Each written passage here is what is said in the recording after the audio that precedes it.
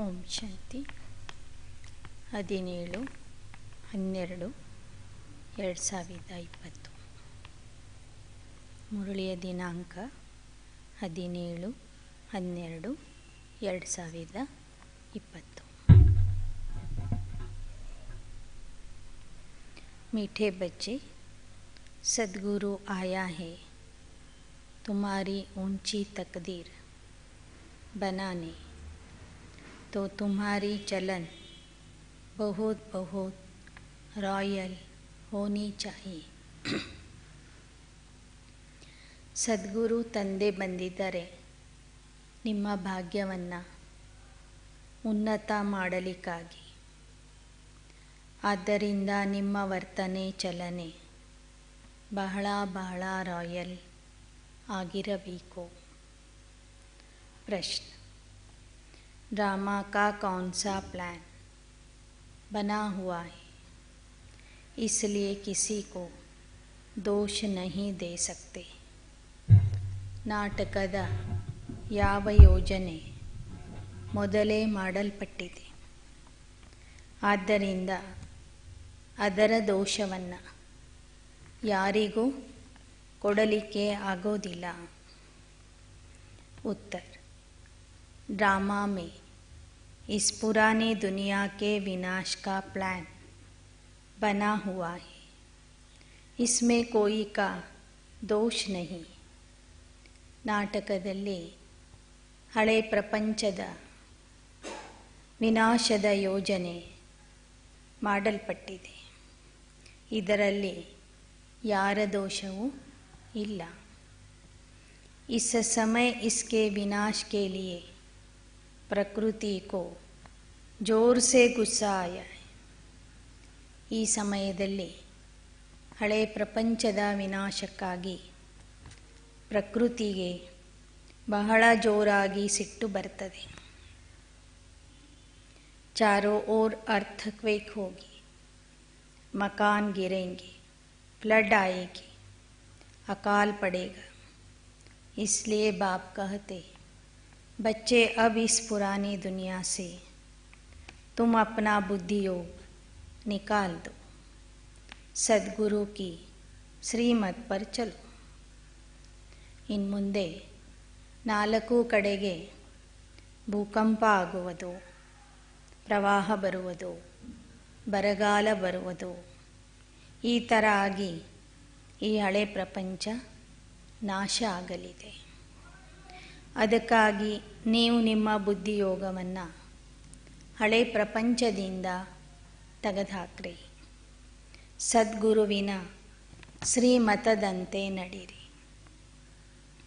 जीते जी देह का भान छोड़ अपने को आत्मा समझ बाप को याद करने का पुरुषार्थ करो। ಬದುಕಿರುವಾಗಲೇ ದೇಹದ ಅಭಿಮಾನ ಬಿಟ್ಟು ತಮಗೆ ತಾವು ಆತ್ಮ ಅಂತ ತಿಳಿದು ತಂದೆಯನ್ನು ನೆನಪು ಮಾಡುವ ಪುರುಷಾರ್ಥ ಮಾಡಿರಿ।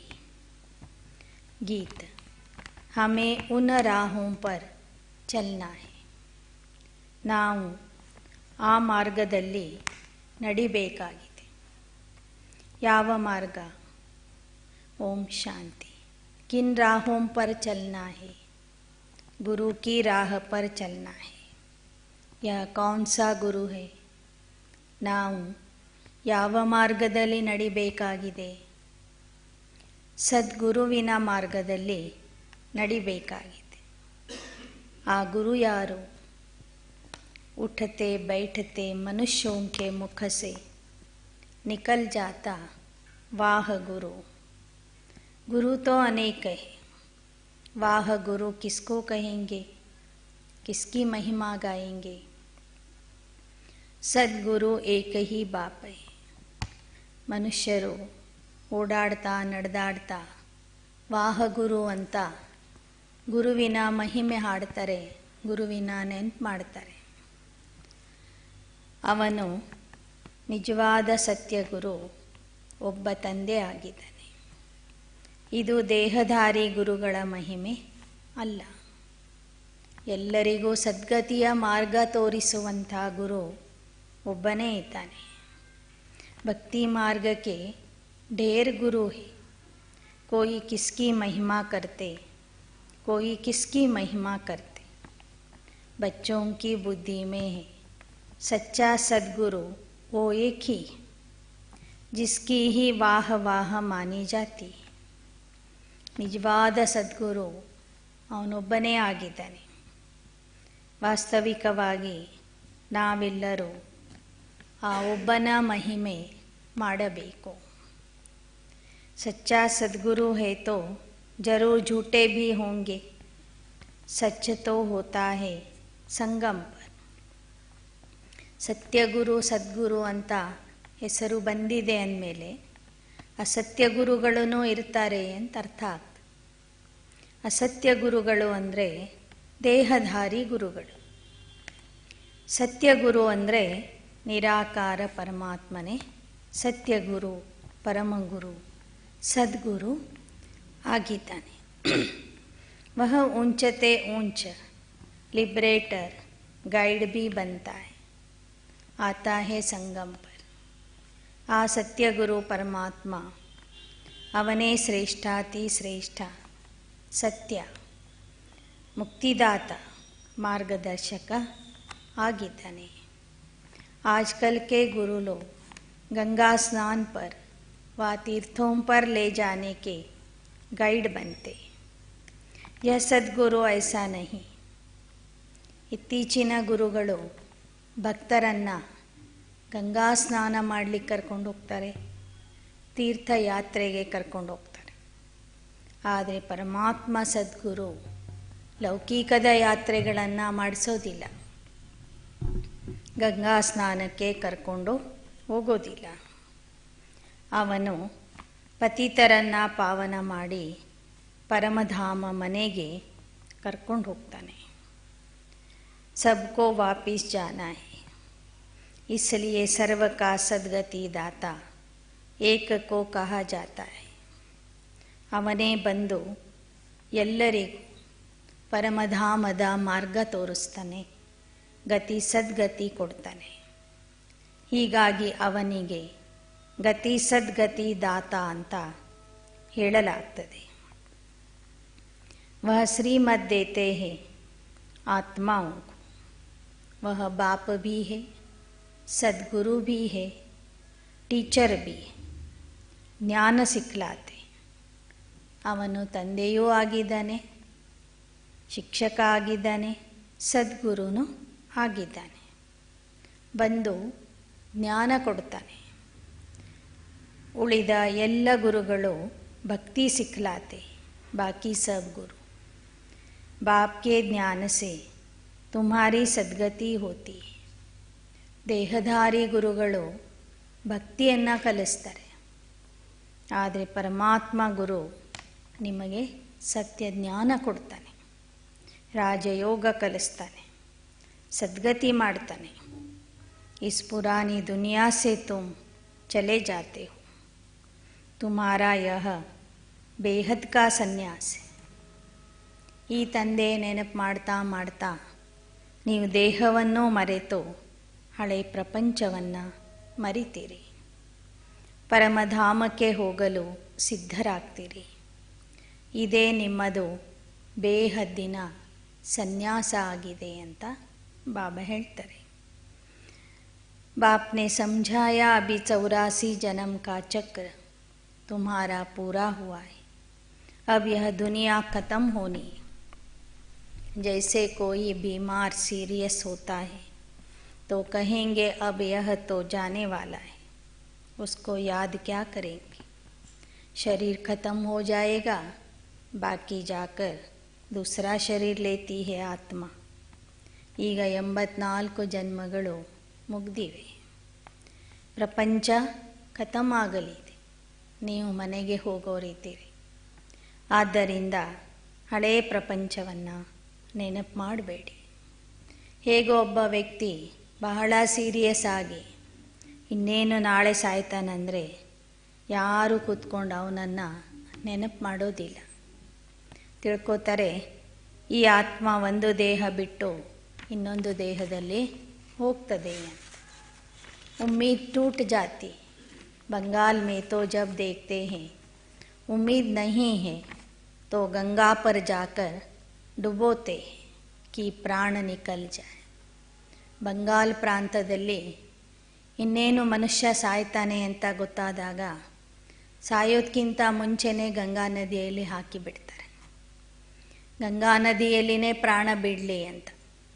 ಗಂಗಾ ನದಿಯಲ್ಲಿ ಪ್ರಾಣ ಬಿಟ್ಟರೆ ಸೀದಾ ಕೈಲಾಸಕ್ಕೆ ಹೋಗ್ತಾರೆ ಅಂತ ಅವರಲ್ಲಿ ಒಂದು ನಂಬಿಕೆ ಇದೆ. ಹೀಗಾಗಿ ಇನ್ನೇನು ಸಾಯ್ತಾರೆ ಅಂದಾಗ ಇವರೇ ಕರ್ಕೊಂಡು ಹೋಗಿ ಗಂಗಾ ನದಿಯಲ್ಲಿ ಹಾಕಿಬಿಡ್ತಾರೆ. ಹೇಗೆ ದೇವಿಯರ ಮೂರ್ತಿಗಳನ್ನು ಪೂಜೆ ಮಾಡಿ 10 ದಿನಗಳ ನಂತರ ಮತ್ತೆ ನದಿಯಲ್ಲಿ ಹಾಕಿಬಿಡ್ತಾರೆ. ಹಾಗೆ ಮನುಷ್ಯರನ್ನು ಸಹ ಗಂಗೆಯಲ್ಲಿ ಹಾಕಿಬಿಡ್ತಾರೆ. ಮೂರ್ತಿಯೋं की पूजा कर कहते डूब जा अभी तुम जानते हो यह सारी पुरानी दुनिया डूब जानी है. फ्लड्स होगी, आग लगेगी, भूख से मनुष्य मरेंगे. ಬಾಬಾ ಹೇಳ್ತಾರೆ, ಇಡೀ ಪ್ರಪಂಚನೇ ಮುಳುಗಲಿದೆ, ಪ್ರಪಂಚನೇ ನಾಶವಾಗಲಿದೆ. ಇನ್ನು ಮುಂದೆ ಪ್ರವಾಹ ಬರ್ಬೋದು, ಬೆಂಕಿ ಹತ್ತುವುದು, ಉಪವಾಸದಿಂದ ಹಸಿವೆಯಿಂದ ಊಟ ಇಲ್ಲದೆ ಮನುಷ್ಯರೂ ಸಾಯೋರಿದ್ದಾರೆ. ಈ ಎಲ್ಲ ಪರಿಸ್ಥಿತಿಗಳು ಬರಲಿವೆ. अर्थक्वेक में मकान आदि गिर पड़ेगी. इस समय प्रकृति को गुस्सा आता है तो सबको खलास कर देती है. ಭೂಕಂಪ ಆದಾಗ ಎಷ್ಟೊಂದು ಮನೆಗಳು ಬಿದ್ದು ಹೋಗ್ತವೆ. ಅದರ ಕೆಳಗೆ ಸಿಕ್ಕಾಕೊಂಡು ಜನ ಎಲ್ಲ ಸಾಯ್ತಾರೆ. ಹೀಗೆ ವಿನಾಶದ ಸಮಯದಲ್ಲಿ ಪ್ರಕೃತಿಗೆ ಬಹಳ ಕೋಪ ಬರ್ತದೆ. ಅದು ಎಲ್ಲರನ್ನು ಖಲಾಸ್ ಮಾಡಿಬಿಡ್ತದೆ. ಯಹ ಸಬ್ ಹಾಲತೆ ಸಾರಿ ದುನಿಯಾ ಕೆ ಲಿಯೆ ಆನಿ. ಇಂಥ ಪರಿಸ್ಥಿತಿಗಳು ಇಡೀ ಪ್ರಪಂಚದಲ್ಲಿನೇ ಬರಲಿವೆ. ಅನೇಕ ಪ್ರಕಾರ ಕಾ ಮೌತ್ ಆ ಜಾತಾ ಹೈ. ಅನೇಕ ಪ್ರಕಾರದ ಮರಣ ಬರಲಿದೆ. बॉम्ब्स में भी जहर भरा हुआ है. थोड़ी बांस आने से बेहोश हो जाते. यह तुम बच्चे जानते हो कि क्या क्या होने का है. ಬಾಂಬ್ಸ್ ಮಾಡೋರು ಅದರಲ್ಲಿ ವಿಷದ ಗಾಳಿಯನ್ನು ತುಂಬಿ ಇಡ್ತಾ ಇದ್ದಾರೆ. ಆ ಬಾಂಬ್ಸ್ಗಳು ಸ್ಫೋಟ ಆದಾಗ ಆ ಗಾಳಿ ಯಾರು ಉಸಿರಾಡ್ತಾರೋ ಅವರೆಲ್ಲರೂ ಅಲ್ಲೇ ಸಾಯ್ತಾರೆ. ಇದನ್ನೆಲ್ಲ ನೀವು ಮುಂದೆ ನೋಡೋರಿದ್ದೀರಿ. यह सब कौन कराते? ಬಾಪ್ ತೋ ನಹಿ ಕರಾತೆ. ಹಾಗಾದರೆ ಈ ಎಲ್ಲ ಕೆಲಸಗಳನ್ನು ಯಾರು ಮಾಡಿಸ್ತಾರೆ? ಬಾಬಾ ಅಂತೂ ಮಾಡಿಸೋದಿಲ್ಲ. ಯಹ ಡ್ರಾಮಾ ಮೇ ನೋಂದೆ. ಇದೆಲ್ಲ ಆಗುವುದು ನಾಟಕದಲ್ಲಿ ಪೂರ್ವ ನಿರ್ಧಾರಿತ ಆಗಿದೆ. ಕೋಯಿ ಪರ್ ದೋಷ ನಹಿ. ಯಾರ ಮೇಲೆಯೂ ಅದರ ದೋಷ ಬರೋದಿಲ್ಲ. ಡ್ರಾಮಾ ಕಾ ಪ್ಲ್ಯಾನ್ ಬನಾ ಹುವಾ ಹೈ. ನಾಟಕದ ಯೋಜನೆಯೇ ಆ ಥರ ಮಾಡಲ್ಪಟ್ಟಿದೆ. ಪುರಾನಿ ದುನಿಯಾ ಸೋ ನೈ ಜರೂರ್ ಹೋಗಿ. ನ್ಯಾಚುರಲ್ ಕ್ಯಾಲಮಿಟೀಸ್ ಆಯೇಗಿ. ಹಳೆ ಪ್ರಪಂಚ ಹೋಗಿ ಹೊಸ ಪ್ರಪಂಚ ಅವಶ್ಯವಾಗಿ ಬರಲಿದೆ. ಪ್ರಾಕೃತಿಕ ವಿಕೋಪಗಳು ನಡೆಯಲಿವೆ. विनाश होने का ही है. इस पुरानी दुनिया से बुद्धि का योग हटा देना, इसको बेहद का संन्यास कहा जाता है. ವಿನಾಶ ಅಂತೂ ಆಗಲೇಬೇಕು. ಆದ್ದರಿಂದ ಹಳೆ ಪ್ರಪಂಚದಿಂದ ಬುದ್ಧಿಯ ಯೋಗವನ್ನು ದೂರ ಮಾಡುವುದಕ್ಕೆ ಬೇಹದ್ದಿನ ಸನ್ಯಾಸ ಅಂತ ಹೇಳಲಾಗ್ತದೆ. तुम कहेंगे वाह गुरु वाह सद्गुरु वाह, जो हमको यह रास्ता बताया.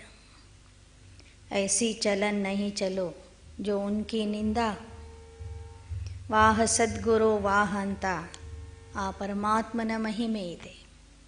ಅವನೇ ನಮಗೆ ಶ್ರೇಷ್ಠವಾದ ಮಾರ್ಗ ತೋರಿಸ್ತಾ ಇದ್ದಾನೆ, ಜ್ಞಾನ ಕೊಡ್ತಿದ್ದಾನೆ. ಅವನಿಗೆ ನಿಂದನೆ ಆಗುವಂಥ ಕೆಲಸ ಮಾಡಬೇಡಿ. ತುಮ್ ಯಹಾ ಜೀತೆ ಜಿ ಮರ್ತೆ ಹೋ. ದೇಹ ಕೋ ಛೋಡ್ ಅಪ್ನೆ ಕೋ ಆತ್ಮ ಸಮಜ್ತೆ.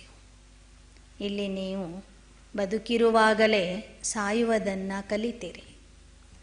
ದೇಹದಲ್ಲಿ ಇದ್ದರೂ ದೇಹವನ್ನು ಮರಿತೀರಿ, ತಮಗೆ ತಾವು ಆತ್ಮ ಅಂತ ತಿಳ್ಕೊತೀರಿ.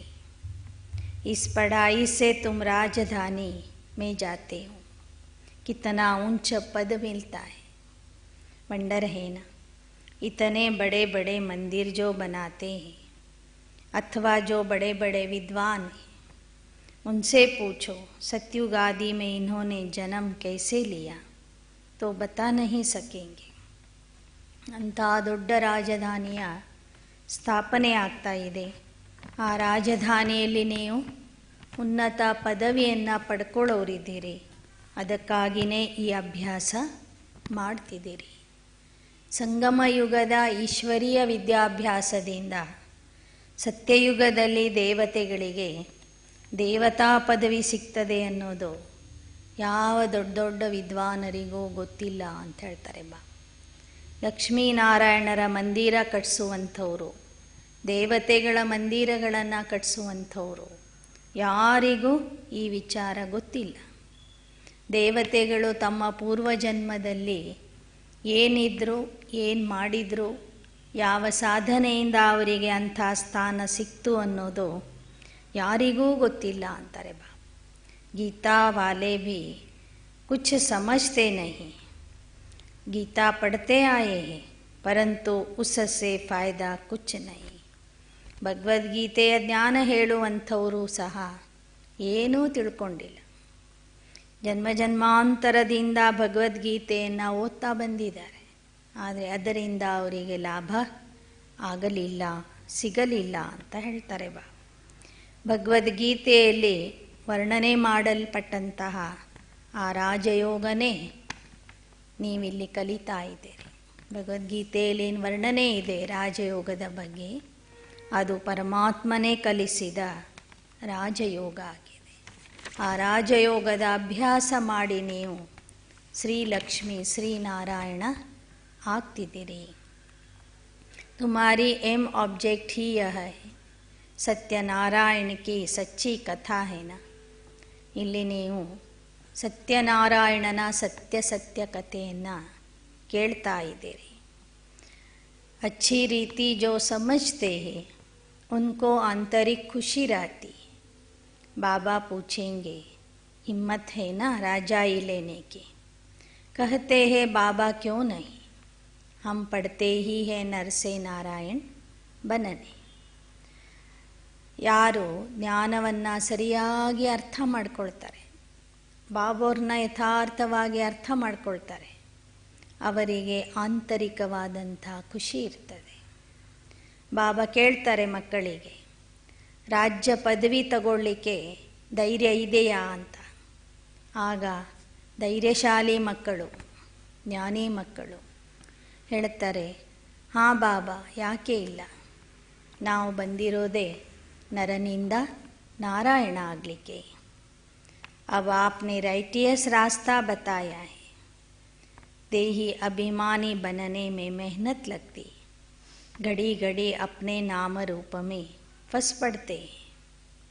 ಮಕ್ಕಳು ಹೇಳ್ತಾರೆ, ಬಾಬಾ ನೀವೇ ಬಂದು ನಮಗೆ ಸತ್ಯವಾದ ಮಾರ್ಗ, ಸರಿಯಾದ ಮಾರ್ಗ ತೋರಿಸ್ತಾ ಇದ್ದೀರಿ. ಆತ್ಮ ಅಭಿಮಾನಿ ಆಗಲಿಕ್ಕೆ ಹೇಳ್ತಾ ಇದ್ದೀರಿ.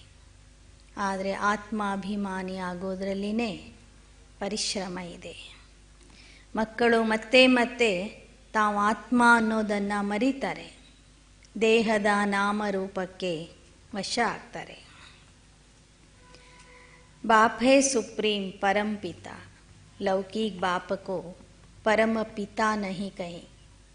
परम अक्षर एक ही बाप को दिया है. ಪರಮ ಎನ್ನುವಂತಹ ಒಂದು ಪದ ಅಥವಾ ಶಬ್ದ ಏನಿದೆ, ಬಿರುದು ಏನಿದೆ, ಅದು ಕೇವಲ ಪರಮಾತ್ಮನಿಗೆ ಮಾತ್ರ ಅನ್ವಯಿಸ್ತದೆ. ಪರಮ ಅಂದರೆ ಸರ್ವೋಚ್ಚ, ಸರ್ವೋತ್ತಮ, ಸರ್ವೋನ್ನತ, ಅವನಿಗಿಂತ ಮೇಲೆ ಯಾರೂ ಇಲ್ಲ ಅಂತ ಅರ್ಥ. ಅದಕ್ಕೆ ಈ ಪರಮ ಅನ್ನುವಂಥ ಶಬ್ದ ಏನಿದೆ, ಅದು ಕೇವಲ ಪರಮಾತ್ಮನಿಗೆ ಮಾತ್ರ ಅನ್ವಯಿಸ್ತದೆ. ಅವನು ಮಾತ್ರ ಪರಮಪಿತ, ಪರಮ ಶಿಕ್ಷಕ, ಪರಮ ಸದ್ಗುರು, ಪರಮ ಸಖ, ಪರಮ ಪವಿತ್ರ. ಏನು ಪರಮ ಅಂತ ಹಚ್ಚೋದಿದ್ರೂ ಅವನಿಗೆ ಮಾತ್ರ ಅದನ್ನು ಸೇರಿಸಬೇಕು ಅಂತ ಹೇಳ್ತಾರೆ ಬಾಬಾ. परम अक्षर एक ही बाप को दिया है, वाह गुरु भी इनको कहते. तुम सिख लोगों को समझा सकते हो. ग्रंथ साहेब में तो पूरा वर्णन है और कोई शास्त्र में इतना वर्णन नहीं है जितना ग्रंथ में. ಸಿಖ್ ಧರ್ಮದ ಗ್ರಂಥದಲ್ಲಿ ಪರಮಾತ್ಮನ ಯಥಾರ್ಥವಾದ ವರ್ಣನೆ ಇದೆ. ಬೇರೆ ಯಾವ ಧರ್ಮ ಗ್ರಂಥಗಳಲ್ಲಿ ಅಷ್ಟೊಂದು ಸರಿಯಾದ ವರ್ಣನೆ ಇಲ್ಲ ಅಂತ ಹೇಳ್ತಾರೆ ಬಾಬಾ. ಯಹ ಬಡೆ ಅಕ್ಷರ ಹಿ ದೋ ಹೈ, ಏಕ ಸಾಹೇಬ್ ಕೋ ಯಾದ್ ಕರೋ ತೋ ತುಮಕೋ 21 ಜನ್ಮ ಕೆ ಲಿಯೆ ಸುಖ ಮಿಲೆ. ಸಿಖ್ಖರು ಯಾವತ್ತೂ ಸಹ ವಾಹ ಗುರು ಅಂತ ಹಾಡ್ತಾನೇ ಇರ್ತಾರೆ. ಜಪ ಸಾಹೇಬಕೋ ಅಂತ ಹೇಳ್ತಿರ್ತಾರೆ.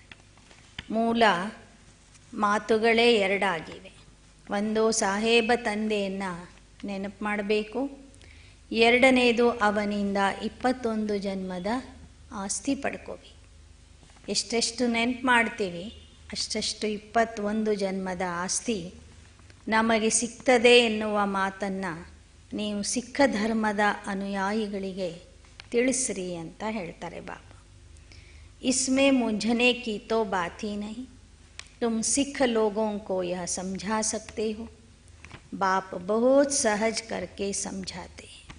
कितने हिंदू ट्रांसफ़र हो जाकर सिख बनते. ಸಿಖ್ ಧರ್ಮದಲ್ಲಿ ಪರಮಾತ್ಮನ ಯಥಾರ್ಥ ಪರಿಚಯ ಇರೋದರಿಂದ ಮತ್ತು ಯಾವುದೇ ರೀತಿಯ ಗೊಂದಲ ಇಲ್ಲದೇ ಇರೋದರಿಂದ ಅನೇಕ ಹಿಂದೂಗಳು ಸಹ ಸಿಖ್ ಧರ್ಮಕ್ಕೆ ಕನ್ವರ್ಟ್ ಆಗಿ ಹೋಗ್ತಾರೆ. ಹಿಂದೂ ಧರ್ಮದಲ್ಲಿ 33 ಕೋಟಿ ದೇವತೆಗಳು, 33 ಕೋಟಿ ದೇವತೆಗಳ ಚರಿತ್ರೆಗಳು, ಒಬ್ಬೊಬ್ಬ ದೇವತೆಯ ಬಗ್ಗೆ ಒಂದೊಂದು ಕಥೆಯಲ್ಲ, ಎಷ್ಟೆಷ್ಟೋ ಕಥೆಗಳು. ಹೀಗಾಗಿ ಕೆಲವರಿಗೆ ಕನ್ಫ್ಯೂಷನ್ ಆಗಿಬಿಡ್ತದೆ, ಕೆಲವರು ಗೊಂದಲಕ್ಕೆ ಒಳಗಾಗ್ತಾರೆ. ಅಂಥವರು ಒಮ್ಮೊಮ್ಮೆ ಬೇರೆ ಧರ್ಮಕ್ಕೆ ಏನಾಗ್ತಾರೆ, ಕನ್ವರ್ಟ್ ಆಗ್ತಾರೆ. अब मनुष्यों को रास्ता बताने के लिए तुमने कितने चित्र आदि बनाए. बाप ने समझाया था यह वैरायटी धर्मों का झाड़ है. ಈ ಮಾನವರ ವಂಶವೃಕ್ಷ ಅನ್ನೋದು ವಿವಿಧ ಧರ್ಮಗಳ ವೃಕ್ಷ ಆಗಿದೆ. यह पता नहीं है कोई को कि क्राइस्ट कैसे आता है. बाप ने समझाया था नई आत्मा को कर्म भोग नहीं हो सकता. क्राइस्ट की आत्मा ने कोई विकर्म थोड़े ही किया. जो सजा मिले वह तो सतो प्रधान आत्मा आती है, जिसमें आकर प्रवेश करती है उनको क्रॉस आदि पर चढ़ाते हैं. क्राइस्ट को नहीं, वह तो जाकर दूसरा जन्म ले बड़ा पद पाती है. ಬಾಬಾ ಹೇಳ್ತಾರೆ, ಕ್ರಿಸ್ತನ ಆತ್ಮಕ್ಕೆ ಮೊದಲನೇ ಜನ್ಮದಲ್ಲಿನೇ ಅಷ್ಟೊಂದು ಶಿಕ್ಷೆ ಸಿಗೋದಿಲ್ಲ, ಅಥವಾ ಕ್ರಿಸ್ತನ ಆತ್ಮ ಮೊದಲನೇ ಜನ್ಮದಲ್ಲಿ ಅಂಥ ಒಂದು ಶಿಕ್ಷೆಯನ್ನು ಅನುಭವಿಸೋದಿಲ್ಲ. ಯೇಸು ಅನ್ನುವಂಥ ಶರೀರದಲ್ಲಿ, ಯೇಸುವಿನ ಶರೀರದಲ್ಲಿ ಅವನು 25-30ನೇ ವರ್ಷಕ್ಕೆ ಬಂದಾಗ ಕ್ರಿಸ್ತನ ಪವಿತ್ರ ಆತ್ಮ ಪರಮಧಾಮದಿಂದ ನೇರವಾಗಿ ಬಂದು ಪರಕಾಯ ಪ್ರವೇಶ ಮಾಡಿ ಕ್ರೈಸ್ತ ಧರ್ಮದ ಸ್ಥಾಪನೆ ಮಾಡ್ತದೆ. ಆದರೆ ಜನ ಆ ಪರಕಾಯ ಪ್ರವೇಶ ಮಾಡಿ ಕ್ರಿಸ್ತ ಧರ್ಮದ ಸ್ಥಾಪನೆ ಮಾಡಿದ್ದಾನೆ ಅಂತ ತಿಳ್ಕೊಳ್ಳೋದಿಲ್ಲ. ಯೇಸು ಅಂತಕ್ಕಂಥ ವ್ಯಕ್ತಿಗೆ ಹಿಡಿದು ಶಿಲುಬೆಗೆ ಏರಿಸ್ತಾರೆ. ಶಿಲುಬೆಗೆ ಏರಿಸಿದಾಗ ಆ ದೇಹದಲ್ಲಿ ಕ್ರಿಸ್ತನ ಆತ್ಮ ಇರೋದಿಲ್ಲ, ಆ ವ್ಯಕ್ತಿಯ ಆತ್ಮ ಇರ್ತದೆ. ಅದು ಶಿಕ್ಷೆಯನ್ನು ಅನುಭವಿಸ್ತದೆ. ಕ್ರಿಸ್ತನ ಆತ್ಮ ಧರ್ಮಸ್ಥಾಪನೆಯ ಕೆಲಸ ಮಾಡಿ ಇನ್ನೊಂದು ಕಡೆ ಹೋಗಿ ಒಳ್ಳೆಯ ಮನೆತನದಲ್ಲಿ ಹುಟ್ಟಿರ್ತದೆ ಅಂತ ಹೇಳ್ತಾರೆ. ಯಾವುದೇ ಆತ್ಮ ಪರಮಧಾಮದಿಂದ ಬಂದು ಕೂಡಲೇ ಪ್ರಾರಂಭದ ಕೆಲವು ಜನ್ಮಗಳವರೆಗೆ ಸುಖ ಅನುಭವಿಸ್ತದೆ. ಬರ್ತಿದ್ದಂಗೆ ದುಃಖ ಅನುಭವಿಸೋದಿಲ್ಲ, ಶಿಕ್ಷೆ ಅನುಭವಿಸೋದಿಲ್ಲ. ಸೊ ಈ ಒಂದು ರಹಸ್ಯ ಏನಿದೆ ಕ್ರೈಸ್ತ ಧರ್ಮದವ್ರಿಗೂ ಗೊತ್ತಿಲ್ಲ ಅಂತಾರೆ ಬಾ. ಧರ್ಮಸ್ಥಾಪಕನ ಆತ್ಮನೇ ಬೇರೆ, ಆ ಶರೀರಧಾರಿ ವ್ಯಕ್ತಿಯ ಆತ್ಮನೇ ಬೇರೆ, ಆ ವ್ಯಕ್ತಿನೇ ಬೇರೆ, ಕ್ರಿಸ್ತನೇ ಬೇರೆ ಅನ್ನೋದು ಅವರಿಗೂ ಸಹ ತಿಳಿದಿಲ್ಲ. ಇದೇ ಥರ ಎಲ್ಲ ಧರ್ಮಸ್ಥಾಪಕರು ಸಹ ಪರಮಧಾಮದಿಂದ ಸತೋಪ್ರಧಾನ ಸ್ಥಿತಿಯಲ್ಲಿ ಬಂದು ಪರಕಾಯ ಪ್ರವೇಶ ಮಾಡಿ ಧರ್ಮದ ಸ್ಥಾಪನೆ ಮಾಡ್ತಾರೆ. ಆದರೆ ಮತ್ತೊಂದು ಜನ್ಮದಿಂದ ಅವರು ಪುನರ್ಜನ್ಮದಲ್ಲಿ ಬರ್ತಾರೆ. ಪರಮಾತ್ಮನ ಧರ್ಮ ಸ್ಥಾಪನೆ ಹೇಗೆ ಅಂದರೆ, ಪರಮಾತ್ಮನು ಪರಕಾಯ ಪ್ರವೇಶ ಮಾಡಿ ಬ್ರಹ್ಮಾರವರ ಮೂಲಕ ಆದಿ ಸನಾತನ ದೇವತಾ ಧರ್ಮದ ಸ್ಥಾಪನೆ ಮಾಡ್ತಾರೆ. ಆದರೆ ಪರಮಾತ್ಮ ಪುನರ್ಜನ್ಮದಲ್ಲಿ ಬರೋದಿಲ್ಲ. ಬಂದವರು ಕೆಳಗೆ ಬಂದವ್ರನ್ನೆಲ್ಲ ಮೇಲೆ ಕರ್ಕೊಂಡು ಹೋಗ್ತಾನೆ. ಇತರ ಧರ್ಮಸ್ಥಾಪಕರು ತಾವು ಮೇಲಿಂದ ಕೆಳಗೆ ಬಂದು ತಮ್ಮ ಅನುಯಾಯಿಗಳನ್ನು ಸಹ ಕೆಳಗೆ ಕರ್ಕೊಂಡು ಬರ್ತಾರೆ. ತಾವು ಪುನರ್ಜನ್ಮದಲ್ಲಿ ಬರ್ತಾ ಹೋಗ್ತಾರೆ. ಹೀಗೆ ಅವರು ಒಂದಿದ್ದನ್ನು ಎರಡಿದ್ದನ್ನು 3 ಹೀಗೆ ಎಕ್ಸ್ಟ್ರಾ ಧರ್ಮಗಳನ್ನು ಸ್ಥಾಪನೆ ಮಾಡ್ತಾ ಹೋಗ್ತಾರೆ. ಪರಮಾತ್ಮ ಎಲ್ಲರನ್ನೂ ಒಂದು ಮಾಡಿ ಮತ್ತೆ ವಾಪಸ್ ಮನೆಗೆ ಕರ್ಕೊಂಡು ಹೋಗ್ತಾನೆ. ಪರಮಾತ್ಮನ ಧರ್ಮ ಸ್ಥಾಪನೆಗೂ ಮತ್ತು ಇತರ ಧರ್ಮಸ್ಥಾಪಕರ ಧರ್ಮ ಸ್ಥಾಪನೆಯ ಕರ್ತವ್ಯಕ್ಕೂ ಬಹಳಷ್ಟು ಏನಿದೆ ವ್ಯತ್ಯಾಸ ಇದೆ ಅಂತ ಹೇಳ್ತಾರೆ ಬಾ. ಅಬ್ ಬಾಪ್ ಆಯೇ ಹೇ ತುಮಕೋ ವರ್थ नॉटे पेनी से वर्थ पाउंड बनाने, तुम बच्चे सर्विस पर हो, बाबा भी सर्विस पर है, बाबा सर्विस बिगर रह नहीं सकते, रोज सुबह को सर्विस करने आते हैं. ಶಿವ ಬಾಬಾ ಸಂಗಮ ಯುಗದಲ್ಲಿ ಸೇವೆ ಮಾಡಲಿಕ್ಕಾಗಿಯೇ ಬರ್ತಾರೆ. ಅವನನ್ನು ನೋಡಿ ನೀವು ಸಹ ಸೇವೆ ಮಾಡ್ತಾ ಇದ್ದೀರಿ, ಅವನ ಕಾರ್ಯದಲ್ಲಿ ಸಹಯೋಗ ಕೊಡ್ತೀರಿ. ತಂದೆಯಂತೂ 1 ಸೆಕೆಂಡು ಸಹ ಸೇವೆ ಇಲ್ಲದೆ ಕೂಡೋದಿಲ್ಲ. ಪ್ರತಿದಿನ ಬೆಳಗ್ಗೆ ನಿಮಗೆ ಪಾಠ ಮಾಡೋದಕ್ಕಾಗಿ, ಅಂದರೆ ಮಕ್ಕಳ ಸೇವೆ ಮಾಡೋದಕ್ಕಾಗಿ ಬರ್ತಾರೆ. सत्संग आदि भी सुबह को करते, उस समय सब को फुर्सत होती है. बाबा कहते तुम बच्चों को घर से बहुत सवेरे सवेरे भी नहीं आना है और रात को भी नहीं आना है, क्योंकि दिन प्रतिदिन दुनिया बहुत खराब होती जाती है. ಸೇವಾ ಕೇಂದ್ರದಲ್ಲಿ ಇರುವಂಥ ಮಕ್ಕಳು ಅಮೃತ ವೇಳೆಯಿಂದನೇ ಯೋಗ ಮಾಡಬಹುದು. ಆದರೆ ಮನೆಯಿಂದ ಬರುವಂಥವರು ಅಮೃತ ವೇಳೆಯಲ್ಲಿ ಮನೆಯಿಂದ ಸೇವಾ ಕೇಂದ್ರಕ್ಕೆ ಬರಬಾರ್ದು. ಬೆಳಕಾಗೋವರೆಗೂ ನೀವು ಬರಬಾರ್ದು ಅಂತ ಹೇಳ್ತಾರೆ ಬಾ. ರಾತ್ರಿನೂ ಬಹಳ ತಡ ಮಾಡಿ ಮನೆಗೆ ಹೋಗಬಾರ್ದು. ಯಾಕೆ ಅಂದರೆ ಪ್ರಪಂಚ ಬಹಳ ಕೆಟ್ಟಿದೆ ಅಂತ ಹೇಳ್ತಾರೆ ಬಾಬಾ.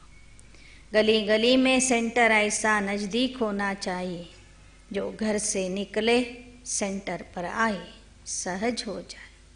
ಅದಕ್ಕಾಗಿ ಬಾಬಾ ಏನು ಹೇಳಿದ್ದಾರೆ, ಓಣಿಯಲ್ಲಿ ಸೇವಾ ಕೇಂದ್ರಗಳನ್ನು ತೆರೀರಿ. ಆಗ ಬರುವಂಥ ಮಾತೆಯರು ಕುಮಾರಿಯರಿಗೆಲ್ಲ ಸಹಜ ಆಗ್ತದೆ. ತಕ್ಷಣ ಹಿಂಗೆ ಬರ್ತಾರೆ, ಕ್ಲಾಸ್ ಕೇಳಿ ಹೋಗ್ತಾರೆ. ತುಮಾರಿ ವೃದ್ಧಿ ಬಿ ಹೋ ಜಾಯೇಗಿ. ಇನ್ನು ಮಕ್ಕಳ ಸಂಖ್ಯೆ ಏನಿದೆ ಬಹಳ ವೃದ್ಧಿಯಾಗಲಿದೆ ಅಂತ ಹೇಳ್ತಾರೆ ಬಾಬಾ. ಬಾಪ್ ಕಹತೆ मैं ही सच्चा पैगंबर हूँ, बाकी कोई पैगंबर नहीं. मामेकम याद करो तो विकर्म विनाश होंगे. ನಿಜವಾದ ಸಂದೇಶವಾಹಕ ಮೆಸೆಂಜರ್ ಅಥವಾ ಪೈಗಂಬರ್ ನಾನಾಗಿದ್ದೀನಿ ಅಂತ ಹೇಳ್ತಾರೆ ಶಿವಬಾಬಾ. ಬೇರೆ ಯಾರೂ ಸಹ ನಿಜವಾದ ಪೈಗಂಬರ್ ಆಗಲಿ ಮೆಸೆಂಜರ್ ಆಗಲಿ ಇಲ್ಲ ಅಂತ ಹೇಳ್ತಾರೆ. ನಿಜವಾದ ಸಂದೇಶ ನಾನು ಕೊಡ್ತೀನಿ, ನನ್ನನ್ನು ನೆನಪು ಮಾಡಿರಿ, ಆಗ ನಿಮ್ಮ ವಿಕರ್ಮಗಳು ವಿನಾಶ ಆಗ್ತವೆ, ನನ್ನ ಜೊತೆಗೆ ನೀವು ಮನೆಗೆ ಬರ್ತೀರಿ. ಬಾಕಿ ಕೋಯಿ मैसेंजर पैगंबर आदि है नहीं, वे तो मुक्ति धाम से नीचे ले आते हैं, फिर उनको भी सीढ़ी नीचे उतरना है. ಉಳಿದವರು ಯಾರೂ ಸಹ ಪರಮಧಾಮದ ಸಂದೇಶನೂ ಕೊಡಲಿಲ್ಲ, ಪರಮಾತ್ಮನ ಪರಿಚಯನೂ ಕೊಡಲಿಲ್ಲ, ಯಾರನ್ನೂ ಮುಕ್ತಿಧಾಮಕ್ಕೆ ಕರ್ಕೊಂಡು ಹೋಗಲಿಲ್ಲ. ಎಲ್ಲರೂ ತಾವು ಕೆಳಗೆ ಬಂದರು ಮತ್ತು ಎಲ್ಲರನ್ನೂ ಕೆಳಗೆ ಕರ್ಕೊಂಡು ಬಂದರು. अब बाप कहते तुम्हारे कारण सबको वापिस जाना पड़ता है, क्योंकि तुमको नई दुनिया चाहिए. यह भी ड्रामा बना हुआ है. बच्चों को बहुत नशा रहना चाहिए. ಪರಮಾತ್ಮ ನಮ್ಮ ಸಲುವಾಗಿ ಬರ್ತಾನೆ, ನಮ್ಮ ಕಾರಣದಿಂದ ಇಡೀ ಜಗತ್ತಿಗೆ ಒಳ್ಳೆಯದಾಗ್ತದೆ ಅನ್ನೋದನ್ನು ನೆನ್ಪು ಮಾಡಿಕೊಂಡು ನೀವು ಸದಾ ನಶೆಯಲ್ಲಿ ಖುಷಿಯಲ್ಲಿ ಇರಬೇಕು. ಈ ನಾಟಕ ತಯಾರಾಗಿರೋದೇ ನಮ್ಮ ಸಲುವಾಗಿ, ಸ್ವರ್ಗದ ರಚನೆ ಆಗೋದು ನಮ್ಮ ಸಲುವಾಗಿ, ಪರಮಾತ್ಮ ಬರೋದು ನಮ್ಮ ಸಲುವಾಗಿ, ಶಿಕ್ಷಣ ಕೊಡೋದು ನಮಗೆ, ಕರ್ಕೊಂಡು ಹೋಗೋದು ನಮಗೆ, ನಮಗಾಗಿ ಜಗತ್ತನ್ನೇ ಖಾಲಿ ಮಾಡಿಸ್ತಾನೆ ಶಿವಬಾಬ. ನಮ್ಮ ಕಾರಣದಿಂದ ಎಲ್ಲರಿಗೂ ಮುಕ್ತಿ ಸಿಗ್ತದೆ, ಒಳ್ಳೆಯದಾಗ್ತದೆ ಅಂದ ಮೇಲೆ ಬಾಬಾ ನಮ್ಮನ್ನು ಎಷ್ಟು ಶ್ರೇಷ್ಠ ಮಟ್ಟಕ್ಕೆ ಕರ್ಕೊಂಡು ಹೋಗ್ತಿದ್ದಾರೆ, ಎಂಥ ಶ್ರೇಷ್ಠ ಸ್ಥಾನವನ್ನು ಕೊಡ್ತಾ ಇದ್ದಾರೆ. ಸೃಷ್ಟಿ ನಾಟಕದಲ್ಲಿ ಎಂಥ ಶ್ರೇಷ್ಠ ಪಾತ್ರವನ್ನು ನಾವು ಮಾಡ್ತಿದ್ದೀವಿ ಅಂತ ನೆನಪು ಮಾಡಿಕೊಂಡು ಸದಾ ನಶೆಯಲ್ಲಿ ಇರಬೇಕು ಅಂತ ಬಾಬಾ ಹೇಳ್ತಾರೆ. ಅಚ್ಚಾ ಮೀಠೆ ಮೀಠೆ ಸಿಕ್ಕಿಲ್ಲದೆ ಬಚ್ಚೋಂ ಪ್ರತಿ ಮಾತ್ ಪಿತಾ ಬಾಪ್ दादा का याद प्यार और गुड मॉर्निंग. रूहानी बाप की रूहानी बच्चों को नमस्ते. रूहानी बच्चों की रूहानी बाप दादा को याद प्यार गुड मॉर्निंग और नमस्ते ನಮಸ್ತೆ ನಮಸ್ತೆ. ಧಾರಣೆಗಾಗಿ ಮುಖ್ಯಾಂಶಗಳು. ಈ ದೇಹದ ನಾಮರೂಪದಿಂದ ಭಿನ್ನ ಆಗಿ ಆತ್ಮ ಅಭಿಮಾನಿ ಆಗಬೇಕು. ಸದ್ಗುರುವಿನ ನಿಂದನೆ ಆಗುವಂತಹ ಯಾವ ವರ್ತನೆಯೂ ನಮ್ಮಲ್ಲಿ ಇರಬಾರದು. ಎರಡನೇ, ವಿಜಯಮಾಲೆಯ ಮಣಿ ಆಗಬೇಕಾದ್ರೆ ಅನೇಕರನ್ನು ನಮ್ಮ ಸಮಾನ ಮಾಡುವಂತಹ ಸೇವೆ ಮಾಡಬೇಕು. ಆಂತರಿಕವಾಗಿ ಖುಷಿಯಲ್ಲಿ ಇರಬೇಕು. ನಾವು ರಾಜ್ಯ ಪದವಿಗಾಗಿ ಓದುತ್ತಿದ್ದೇವೆ ಎಂಬ ಖುಷಿ ಸದಾ ಇರಬೇಕು. ಈ ವಿದ್ಯಾಭ್ಯಾಸವೇ ನರನಿಂದ ನಾರಾಯಣ ಆಗುವಂಥದ್ದಾಗಿದೆ. ನರನಿಂದ ನಾರಾಯಣ ಆಗುವ ವಿದ್ಯೆನೇ ನಾವಿಲ್ಲಿ ಕಲಿತಾ ಇದ್ದೀವಿ. ವರದಾನ. ಕಲ್ಯಾಣಕಾರಿ ವೃತ್ತಿಯಿಂದ ಸೇವೆ ಮಾಡುವಂತಹ, ಕಲ್ಯಾಣಕಾರಿ ವೃತ್ತಿಯಿಂದ ಸೇವೆ ಮಾಡಿ ಸರ್ವ ಆತ್ಮರ ಆಶೀರ್ವಾದಗಳಿಗೆ ಅಧಿಕಾರಿಯಾಗಿರಿ. ಎಷ್ಟೆಷ್ಟು ಕಲ್ಯಾಣಕಾರಿ ವೃತ್ತಿಯಿಂದ ಅನೇಕರ ಸೇವೆ ಮಾಡ್ತೀರಿ, ಅಷ್ಟೇ ನಿಮಗೆ ಅನೇಕರ ಆಶೀರ್ವಾದ ಪ್ರಾಪ್ತಿಯಾಗ್ತದೆ. ಶ್ಲೋಗನ್. ಸಾಧನಗಳ ಆಕರ್ಷಣೆ ನಿಮ್ಮ ಸಾಧನೆಯನ್ನು ಖಂಡಿತ ಮಾಡಬಾರದು. ಖಂಡಿತ ಅಂದರೆ ಮುರಿಬಾರದು. ಸಾಧನಗಳ ಆಕರ್ಷಣೆ ನಿಮ್ಮ ಸಾಧನೆಯಲ್ಲಿ ವಿಘ್ನ ಆಗಬಾರ್ದು. ನಿಮ್ಮ ಸಾಧನಗಳು ಇರಲಿ ಬಿಡಲಿ ನಿರಂತರವಾಗಿ ನಡೀತಾ ಇರಬೇಕು. ಅಚ್ಚಾ.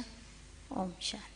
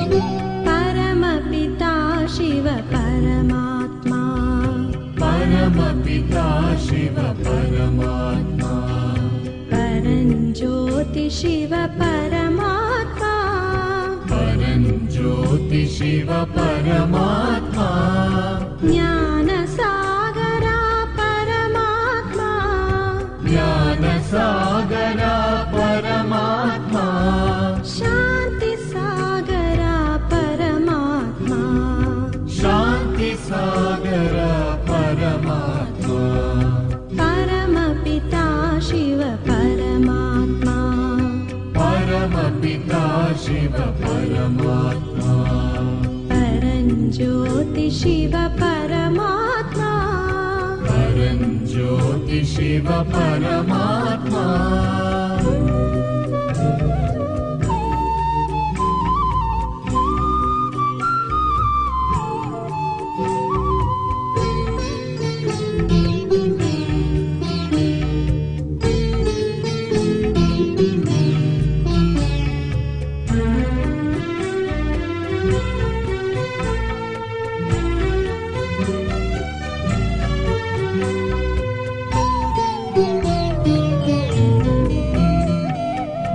ಬಾಲಕ ನಾನು ಪಾಲಕ ನೀನು, ಪಾಲಕ ನಾನು ಪಾಲಕ ನೀನು, ಸದ್ಗುರು ಶಿಕ್ಷಕ ಬಾಬಾ ನೀನು, ಸದ್ಗುರು ಶಿಕ್ಷಕ ಬಾಬಾ ನೀನು,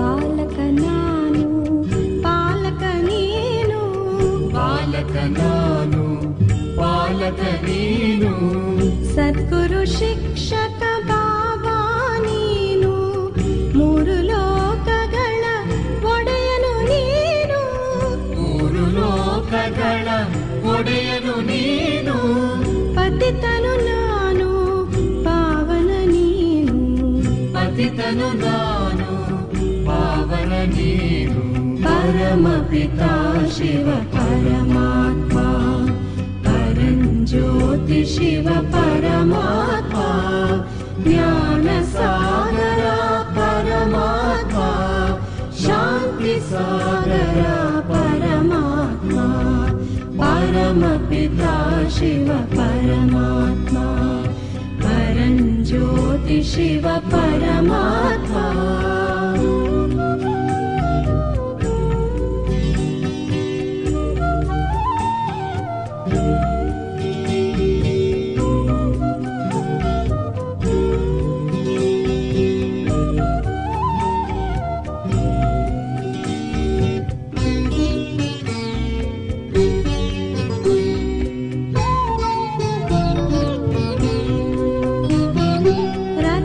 ರಕ್ಷಕರಿಗೆಲ್ಲ ರಕ್ಷಕ ನೀನು, ರಕ್ಷಕರಿಗೆಲ್ಲ ರಕ್ಷಕ ನೀನು, ಸಖನು ನೀನು ಸಾಥಿಯು ನೀನು, ಸಖನು ನೀನು ಸಾಥಿಯು ನೀನು,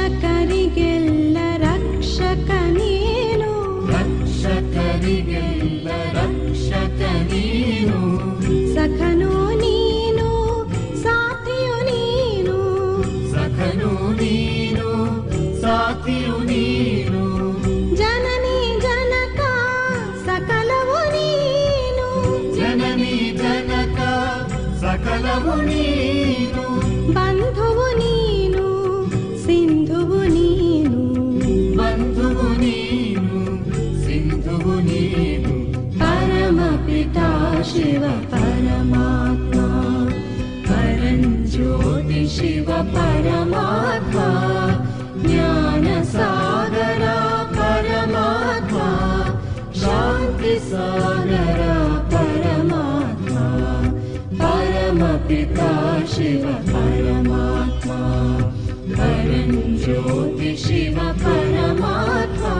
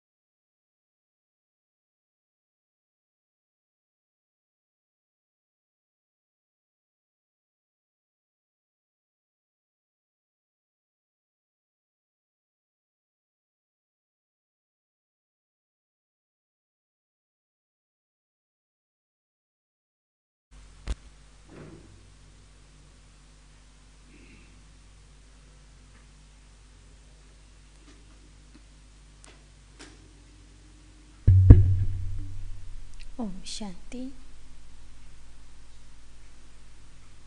ಇಂದಿನ ಯೋಗಾಭ್ಯಾಸದಲ್ಲಿ ತಂದೆ ತಿಳಿಸಿರುವಂತಹ 5 ಸ್ವರೂಪಗಳ ಅನುಭವ ಮಾಡೋಣ.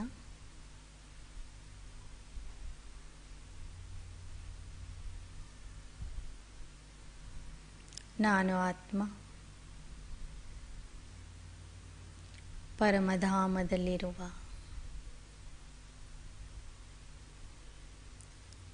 ಜ್ಯೋತಿರ್ಬಿಂದು ಸ್ವರೂಪ ಆಗಿದ್ದೇನೆ.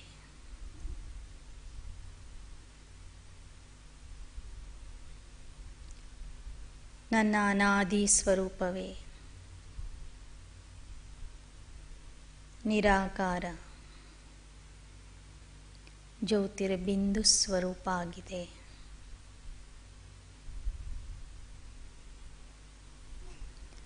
ನನ್ನ ಅನಾದಿ ಮನೆ ಪರಮಧಾಮ ಆಗಿದೆ. ಅನಾದಿ ಪಿತಾ ಪರಮಾತ್ಮ ಆಗಿದ್ದಾರೆ.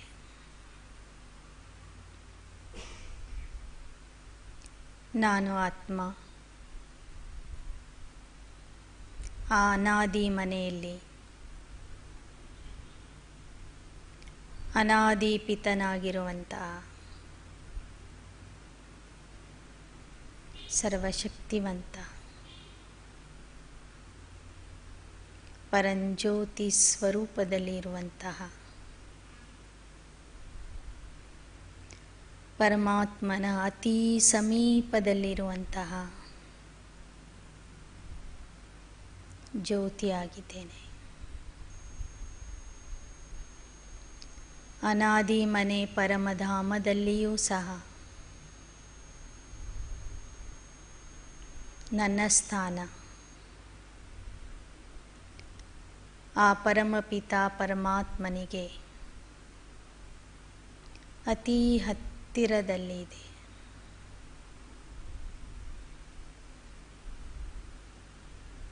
ನಾನು ಸದಾ ಅವನ ಸಮೀಪದಲ್ಲಿಯೇ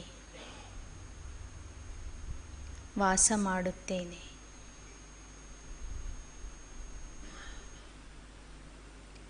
ನನ್ನ ಅನಾದಿ ಗುಣ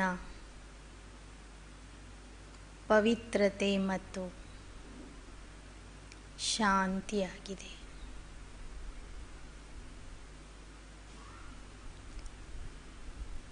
ನನ್ನ ಮೂಲ ಸ್ವರೂಪವೇ ಶಾಂತಿಯ ಸ್ವರೂಪ. ಮೂಲ ಧರ್ಮವೇ ಶಾಂತಿಯಾಗಿದೆ.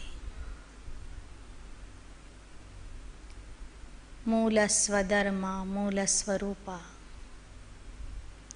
ಪವಿತ್ರತೆಯಾಗಿದೆ.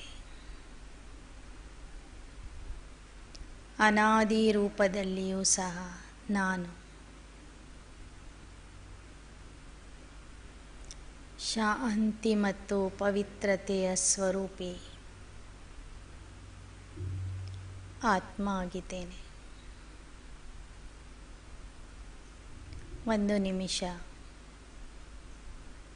ಪರಮಧಾಮದಲ್ಲಿರುವ ಶಾಂತಿ ಹಾಗೂ ಪವಿತ್ರತಾ ಸ್ವರೂಪಿ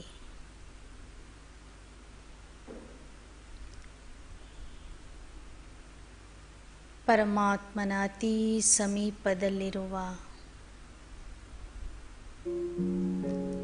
ಆತ್ಮಜ್ಯೋತಿ ನಾನು ಅಂತ ಅನುಭವ ಮಾಡಿರಿ.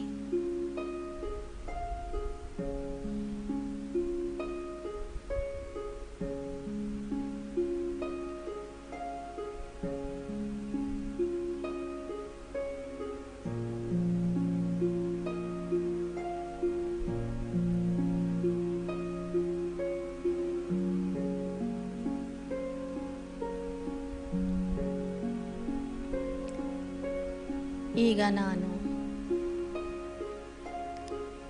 ಆ ಅನಾದಿ ಸ್ವರೂಪದಿಂದ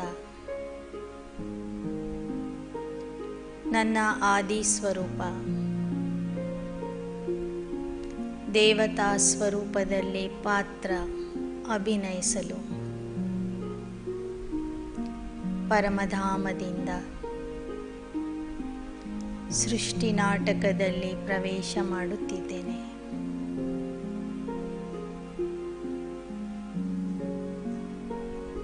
ನಾನು ಆತ್ಮ ಪರಮಧಾಮದಿಂದ ಸೃಷ್ಟಿಯ ಪ್ರಥಮ ಯುಗದಲ್ಲಿ ಪಾತ್ರ ಅಭಿನಯಿಸಲು ಬಂದಿದ್ದೇನೆ.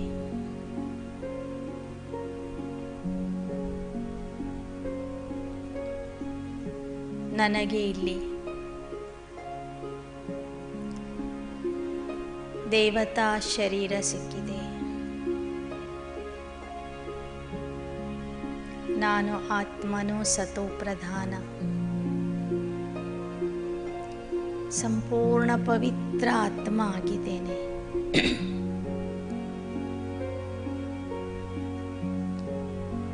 ಸುತ್ತಲಿರುವ ಪ್ರಕೃತಿಯೂ ಸಹ ಸಂಪೂರ್ಣ ಸತೋ ಪ್ರಧಾನ ಪವಿತ್ರ ಆಗಿದೆ. ಆ ಕಾರಣದಿಂದ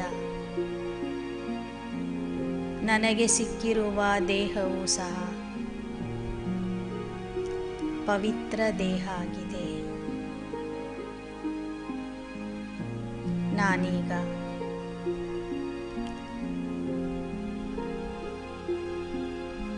ಪವಿತ್ರ ದೇಹದಲ್ಲಿರುವ ಪವಿತ್ರ ದೇವತಾ ಆಗಿದ್ದೇನೆ.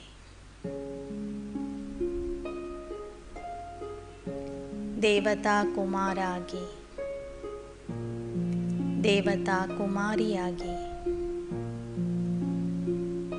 ಸುಖ, ಶಾಂತಿ, ಪವಿತ್ರತೆ,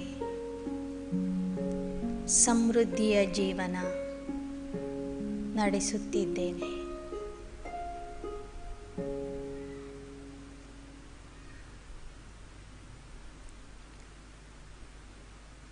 ಸುತ್ತಮುತ್ತಲೂ ಅನೇಕ ದೇವತೆಗಳನ್ನು ನೋಡುತ್ತಿದ್ದೇನೆ.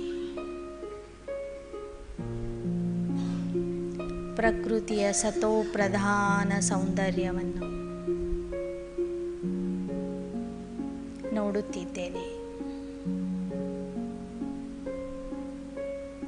ಅನೇಕ ಬಂಗಾರದ ಅರಮನೆಗಳು, ಸುಂದರವಾದ ಉಪವನಗಳು,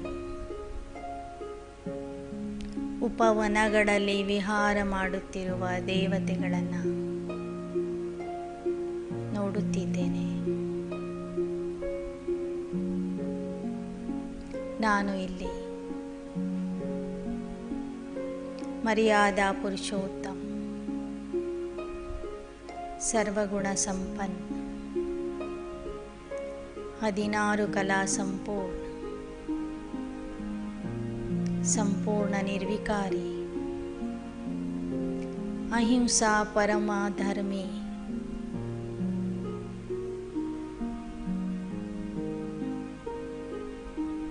ಆತ್ಮ ಆಗಿದ್ದೇನೆ. 2 ಯುಗಗಳವರೆಗೆ ಪವಿತ್ರ ದೇವತಾ ಜೀವನವನ್ನು, ದೇವತಾ ಜೀವನದ ಸಂಪೂರ್ಣ ಸತೋ ಪ್ರಧಾನ ಸುಖವನ್ನು ಅನುಭವಿಸಿ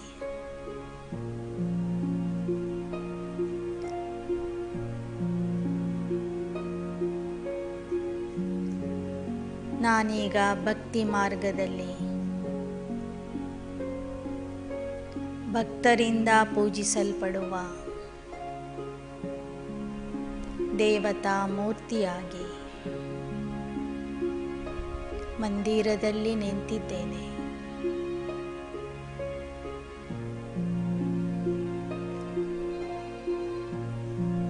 ದ್ವಾಪರ ಯುಗದಲ್ಲಿ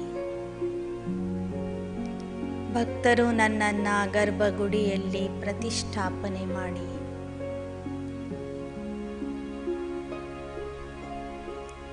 ನನ್ನ ದರ್ಶನಕ್ಕಾಗಿ ಬರುತ್ತಿದ್ದಾರೆ.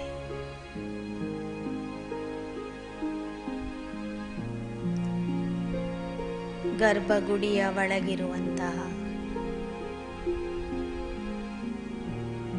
ಅಷ್ಟಭುಜಾದೇವಿ ದುರ್ಗಾ ಶಕ್ತಿ ನಾನಾಗಿದ್ದೇನೆ.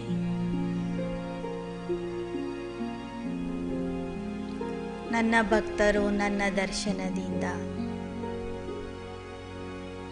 ಸಂತುಷ್ಟ ಆಗುತ್ತಿದ್ದಾರೆ.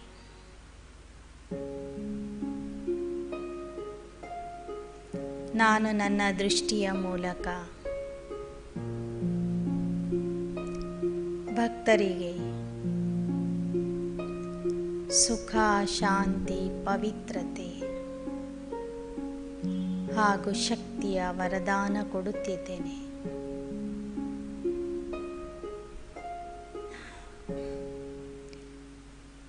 ಭಕ್ತರು ನನ್ನ ಮೂರ್ತಿಯ ಮೂಲಕನೇ ಚೈತನ್ಯ ದೇವತೆಯ ಸಾಕ್ಷಾತ್ಕಾರ ಮಾಡುತ್ತಿದ್ದಾರೆ. ನನ್ನ ದೃಷ್ಟಿಯಿಂದ ಸುಖ, ಶಾಂತಿ, ಪವಿತ್ರತೆ ಹಾಗೂ ಶಕ್ತಿಯ ಪ್ರಾಪ್ತಿಯನ್ನು ಮಾಡಿಕೊಳ್ಳುತ್ತಿದ್ದಾರೆ.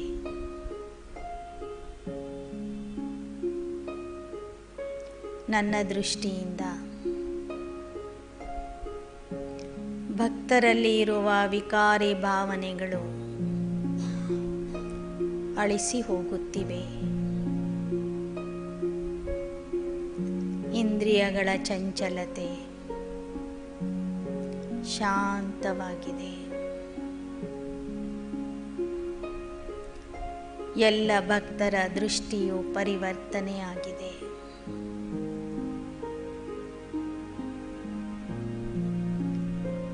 ನನ್ನನ್ನು ಪವಿತ್ರ ದೇವತಾ ರೂಪದಲ್ಲಿ ನೋಡುತ್ತಿದ್ದಾರೆ. ತಾವು ಸಹ ಆ ಪವಿತ್ರತೆಯ ಅನುಭವ ಮಾಡುತ್ತಿದ್ದಾರೆ.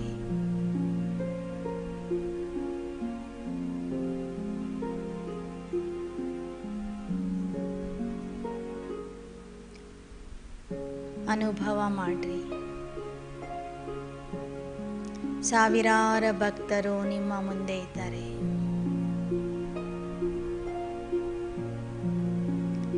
ನಿಮ್ಮ ದೃಷ್ಟಿಯಿಂದ ಅವರೆಲ್ಲರಿಗೂ ಸುಖ, ಶಾಂತಿ, ಪವಿತ್ರತೆ ಹಾಗೂ ಶಕ್ತಿಯ ಅನುಭವ ಮಾಡಿಸುತ್ತಾ ಇದ್ದೀರಿ. ಅವರೆಲ್ಲರ ಶುದ್ಧ ಇಚ್ಛೆಗಳು, ಶುದ್ಧವಾದ ಮನೋಕಾಮನೆಗಳು ಪೂರ್ಣವಾಗಲಿ ಎಂದು ಹಾರೈಸುತ್ತಿದ್ದೀರಿ.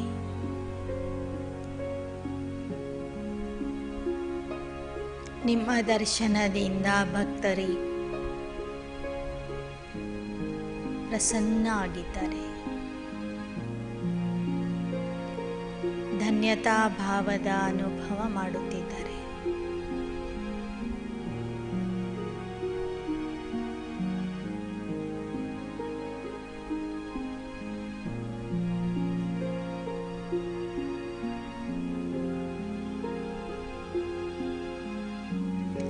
ಅಣ್ಣಂದಿರು ತಮಗೆ ವಿಘ್ನ ವಿನಾಶಕನ ರೂಪದಲ್ಲಿ ನೋಡುತ್ತಾ ವಿಘ್ನ ವಿನಾಶಕ ಮಂಗಲ ಮೂರ್ತಿಯಾಗಿ ಭಕ್ತರಿಗೆ ನಿರ್ವಿಘ್ನ ಸ್ಥಿತಿಯ ಅನುಭವ ಮಾಡಿಸಬಹುದು. ಸುಖ, ಶಾಂತಿ, ಪವಿತ್ರತೆ ಹಾಗೂ ಶಕ್ತಿಯ ವರದಾನವನ್ನು ನೀಡಬಹುದು.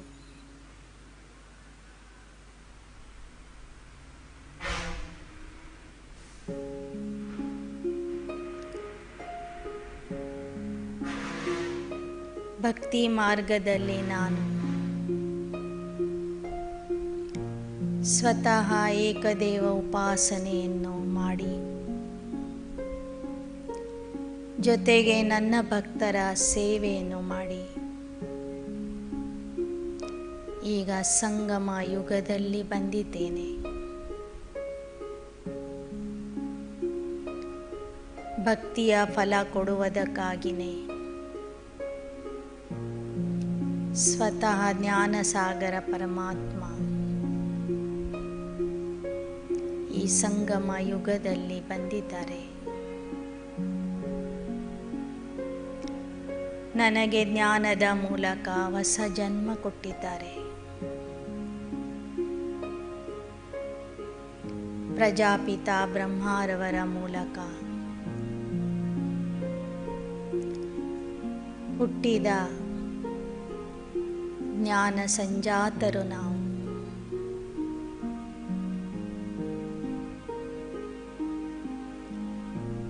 ಪರಮಾತ್ಮ ನನ್ನನ್ನು ಆರಿಸಿಕೊಂಡು ತನ್ನ ಮಗುವನ್ನಾಗಿ ಮಾಡಿಕೊಂಡಿದ್ದಾರೆ. ನಾನು ಈಗ ಸಂಗಮ ಯುಗದ ಈಶ್ವರಿಯ ಜ್ಞಾನಿ ಹಾಗೂ ರಾಜಯೋಗಿ ಆತ್ಮ ಆಗಿದ್ದೇನೆ. ಪರಮಾತ್ಮನ ಪ್ರೀತಿಯ ಮಗು ನಾನು. ಆದರ್ಶ ವಿದ್ಯಾರ್ಥಿ ನಾನು. ಆಜ್ಞಾಕಾರಿ ಸೇವಕ ನಾನು. ಪರಮಾತ್ಮ ನನಗಾಗಿ ಬಂದು ಪ್ರತಿನಿತ್ಯ ಶಿಕ್ಷಣ ಕೊಡುತ್ತಾನೆ. ಅನುಭವ ಮಾಡ್ರಿ. ಮಧುಬನದಲ್ಲಿ ಬಾಪ್ ದಾದಾರವರು ಮುರಳಿ ನುಡಿಸ್ತಾ ಇದ್ದಾರೆ.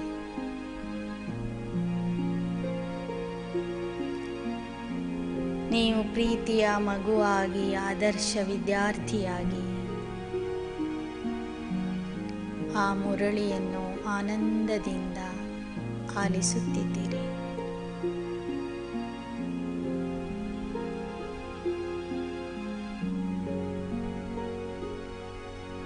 ಈಶ್ವರೀಯ ವಿದ್ಯಾಭ್ಯಾಸದಲ್ಲಿ ಇರುವ ನಿಮ್ಮ ಆಸಕ್ತಿಯನ್ನು ನೋಡಿ ಬಾಪ್ ದಾದಾರವರು ನಿಮ್ಮ ತಲೆಯ ಮೇಲೆ ವರದಾನದ ಹಸ್ತವನ್ನಿಟ್ಟು ವಿಜಯೀ ಭವ, ಸಫಲತಾ ಮೂರ್ತಿ ಭವದ ವರದಾನ ಕೊಡುತ್ತಿದ್ದಾರೆ.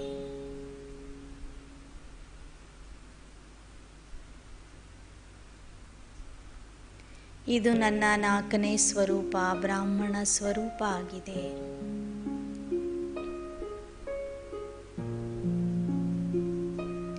ಸಂಗಮ ಯುಗದ ಪುರುಷಾರ್ಥದ ಅಂತಿಮ ಗುರಿಯಾಗಿರುವಂತಹ ಪರಿಷ್ಠ ಸ್ಥಿತಿಗೆ ನಾನು ತಲುಪುತ್ತಿದ್ದೇನೆ.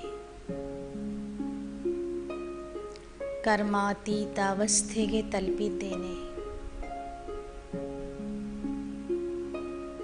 ಬ್ರಹ್ಮ ತಂದೆಯ ಸಮಾನ ನನ್ನ ಪುರುಷಾರ್ಥವನ್ನು ಮುಗಿಸಿ ಸಂಪೂರ್ಣ ಫರಿಷ್ಠ ಆಗಿ ನಾನೀಗ ಸೂಕ್ಷ್ಮ ವತನಕ್ಕೆ ಹಾರುತ್ತಾ ಹಾರುತ್ತಾ ಹೋಗುತ್ತಿದ್ದೇನೆ.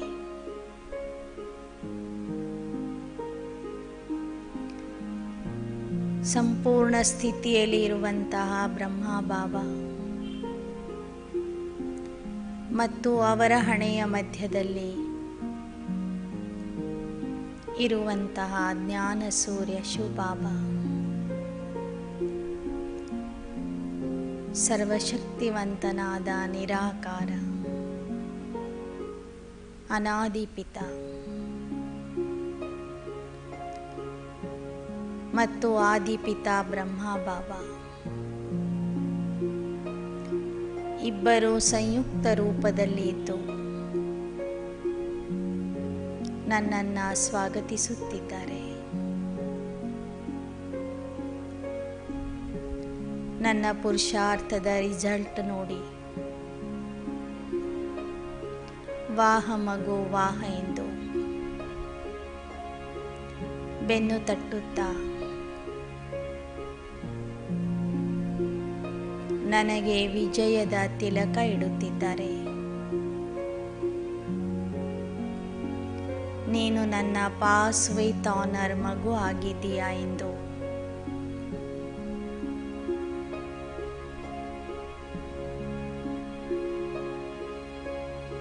ಪಾಸ್ ವಿತ್ ಆನರಿನ ಸರ್ಟಿಫಿಕೇಟ್ ಕೊಡುತ್ತಿದ್ದಾರೆ. ನನ್ನ ತಲೆಯ ಮೇಲೆ ವಿಜಯದ ಕಿರೀಟ ಇಡುತ್ತಿದ್ದಾರೆ.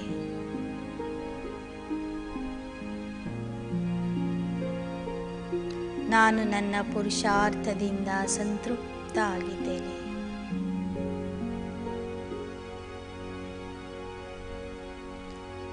ನನ್ನ ಪುರುಷಾರ್ಥ ಮುಗಿಸಿ ಫರಿಷ್ಠಾ ಸ್ಥಿತಿಗೆ ಹೋಗಿ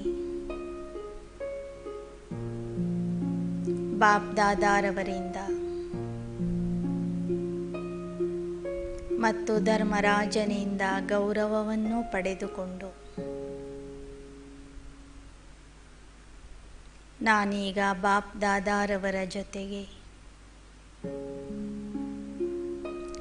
ಪುನಃ ನನ್ನ ಅನಾದಿ ಸ್ವರೂಪದಲ್ಲಿ ನಿರಾಕಾರ ಜ್ಯೋತಿರ್ಬಿಂದು ಆತ್ಮ ಆಗಿ ಬಾಪ್ ದಾದಾರವರ ಜೊತೆಗೆ ನನ್ನ ಅನಾದಿ ಮನೆಗೆ ಮರಳಿ ಹೋಗುತ್ತಿದ್ದೇನೆ.